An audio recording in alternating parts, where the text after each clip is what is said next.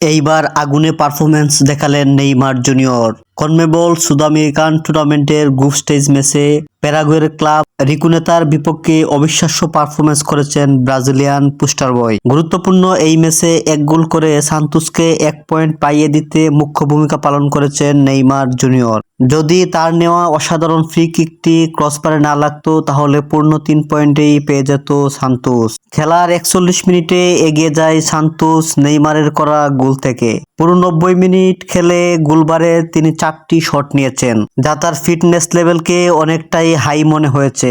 8 point rating নিয়ে man of the match নির্বাচিত হয়েছেন নেইমার জুনিয়র। নেইমারের এমন পারফরমেন্সের ফলে আরো জোরালো হলো বিশ্বকাপে তার অন্তর্ভুক্তি, যা কার্লো আনচেলত্তিকে অনেকটাই সাহায্য করবে নেইমারকে বিশ্বকাপের স্কোয়াডে রাখা নিয়ে।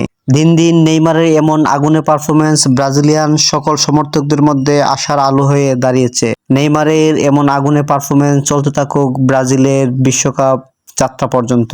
সবাই অপেক্ষায় থাকবে নেইমারের যেন ব্রাজিল বিশ্বকাপে জায়গা হয়। FA Rubel speaks.